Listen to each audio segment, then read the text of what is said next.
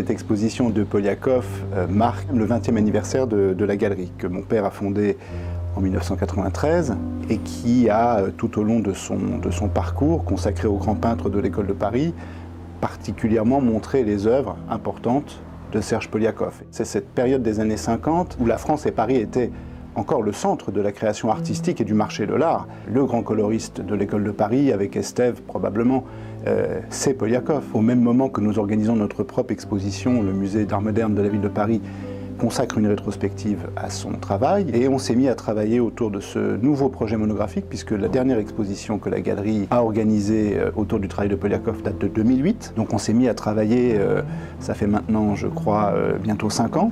L'objectif de cette exposition est de réunir des tableaux qui ont une importance plastique significative à tel point qu'elles sont de qualité muséale.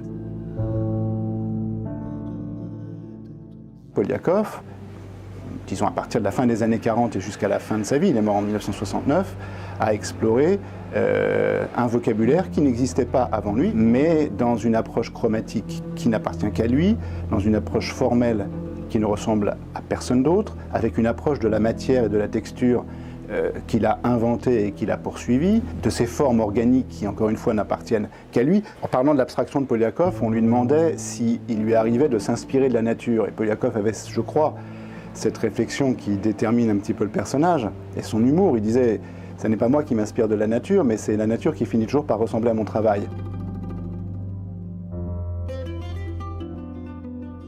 De Malevich et disons des avant-gardes abstraites au sens large à Poliakoff, et en passant par un artiste qui aura, je crois, beaucoup compté, qui s'appelait Otto Freundlich, qui est un artiste qui a travaillé à Paris au contact notamment des Delaunay et qui a malheureusement disparu en 1943 en déportation. On trouve la signification du travail de Poliakoff, mais je dirais pas uniquement, c'est aussi, comme tous les artistes, c'est aussi quelqu'un qui se nourrit de sa propre culture, de son propre environnement. Il a dû quitter la Russie d'alors, bien sûr.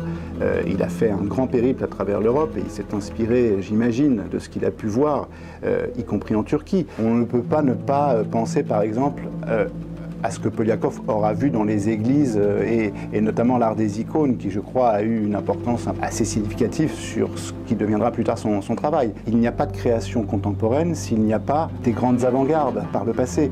Et indubitablement, les grands peintres de l'après-Seconde Guerre mondiale, spécifiquement ceux de l'école de Paris, les années 50 au sens large, sont des artistes qui ont changé le cours de l'histoire de l'art et puis tout simplement de l'esthétique.